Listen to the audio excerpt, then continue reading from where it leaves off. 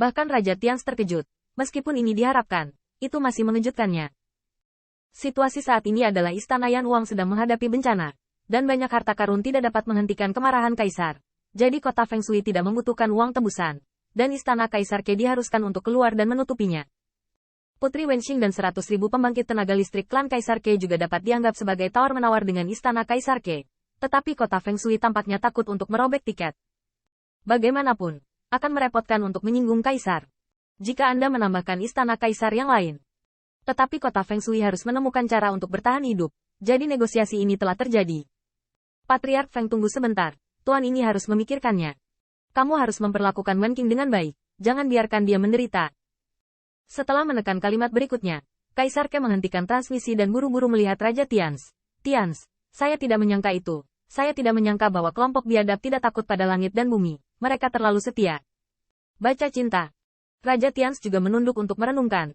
Yang mulia, menurut perkiraan di tahun-tahun ini, ada sekitar 500.000 orang muda di kota Feng Shui. Tapi orang biadab ini, mereka semua bisa menjadi satu musuh 10. Selain itu, mereka masih muda dan kuat. Jika Yang Mulia dapat membuat seluruh kota menjadi seorang prajurit, dan wanita muda dan anak-anak tua semuanya diperangi oleh Yang Mulia, itu akan cukup untuk menahan puluhan juta pasukan. Yang paling penting adalah kota Feng Shui dapat bertahan bertahun-tahun dan bertahan di celah-celah. Kekuatan beberapa tetua klan tidak kuat. Terutama Feng Mianzu, Wei Chen memperkirakan, orang buas itu tidak akan kehilangan Tian untuk membunuh saudara. Tuhan membunuh Tuhan. Itu adalah tangan kanan Istana Kaisar Ke. Di antara para pemimpin dan perwira dari berbagai ras di alam surga Kaisar, mereka juga bergengsi. Mengenai ini, Kaisar Ke tidak ragu. Karena kota Feng Shui memang memiliki kekuatan seperti itu. Ini adalah singa yang turun dari langit, berkat masalah Tianxing. Sampai akhir, biarkan orang-orang liar ini mendatangi kita. Tahukah Anda, Istana Kekaisaran dan klannya, dengan lambaian senjata, memang bisa memobilisasi ratusan juta orang yang kuat. Tetapi miliaran orang kuat ini adalah dasar dari nenek moyang klan Kaisar Ke dari generasi ke generasi. Dan itu tidak diciptakan oleh generasi Ke Yutian. Dan jika kota Feng Shui dapat digabungkan, kekuatan tempur semacam ini sudah cukup untuk membuat Istana Kaisar semakin kuat. Tians, menurutmu ini penyebabnya? Raja Tians berpikir sejenak. Yang mulia, ini hanya kesepakatan. Apa yang kami dapatkan adalah kekuatan tempur yang dahsyat dari kota Feng Shui. Dan yang harus kami bayar adalah melindungi Istana Yan Huang. Keputusannya adalah, ini rugi atau untung? Kaisar dikira ragu-ragu, karena dia tidak bisa mengambil keputusan. Dia menemukan Raja Tians. Bagaimanapun juga itu adalah ras manusia. Begitu kita mengumumkan berkah dari Istana Yan Huang, para dewa dan iblis itu bersenandung. Raja Tians berpikir sejenak, dan tiba-tiba berkata, Yang mulia, sebenarnya, Wei Chen merasa bahwa kita telah mendapatkan masalah ini. Bagaimana saya mengatakan ini? Yang mulia, sekarang para dewa dan iblis dari semua pihak menganggap umat manusia sebagai semut, dan terus menindas mereka, apa yang mereka andalkan. Terus terang, mereka hanya menangkap kesemek lembut. Dan Istana Kaisar Ke saya bukanlah kesemek yang lembut. Mata Dewa Raja Tians berkedip, sama seperti beberapa tahun yang lalu ketika menaklukkan sisa-sisa Bihai. Ketika dia pergi, kerang-kerang itu lebih bergengsi.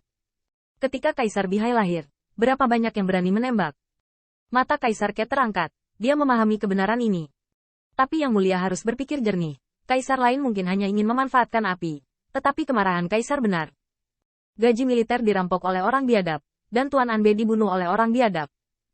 Pada akhirnya, Istana Kaisar Anda mengaku menutupi umat manusia. Bisakah Kaisar Surga tidak marah?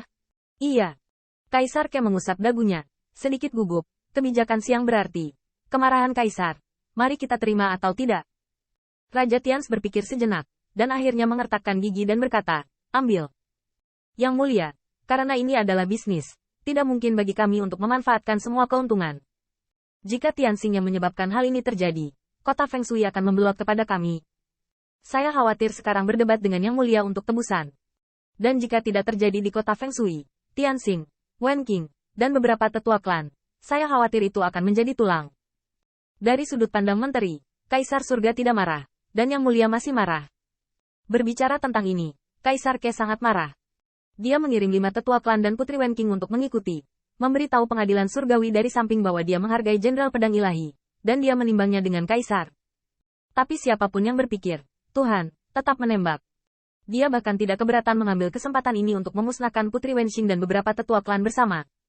Dalam hal itu, Tians benar.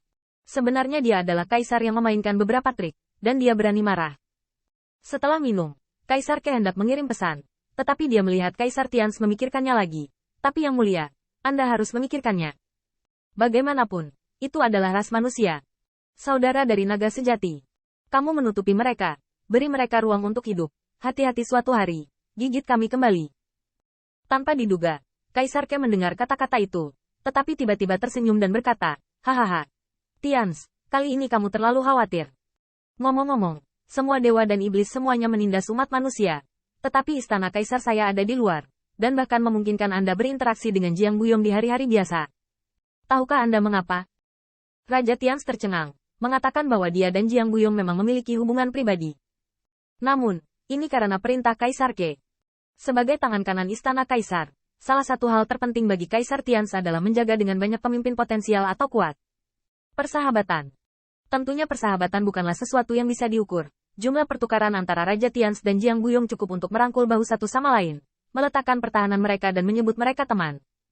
Jika suatu saat, istana Yan Huang benar-benar hancur dan Jiang Buyong dimakan oleh dewa dan setan, dia akan sedikit enggan. Tetapi Raja Tians tidak menyebutkan ini, karena dia tahu bahwa ini adalah hubungan pribadinya dan tidak dapat digunakan untuk mempengaruhi keputusan istana Kaisar Ke. Siapapun yang berpikir, Kaisar Ke, Kaisar berinisiatif untuk menyebutkannya. Apakah Kaisar memiliki makna lain yang dalam? Kaisar Ke tersenyum dan berkata, Tians, saya masih ingat bahwa kita telah membicarakannya. Jika Anda dapat membuat kesan yang baik dan meninggalkan kesan yang baik, Anda harus meninggalkan kesan yang baik. Jika Anda tidak memiliki kesan yang baik, jangan bermusuhan. Jauh lebih baik menjadi teman dari bukan persahabatan daripada dari musuh tetapi dari dendam.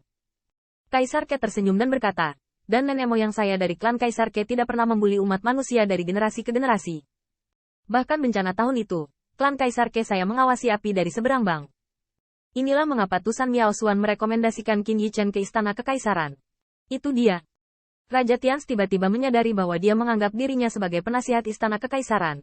Tetapi dalam menghadapi peristiwa besar semacam ini yang telah berlangsung selama beberapa generasi, sang kaisar masih pintar. Tepatnya, ini bukan kontribusi Kaisar Dike saja, tetapi kebijaksanaan klan Kaisar Ke selama bertahun-tahun yang tak terhitung jumlahnya.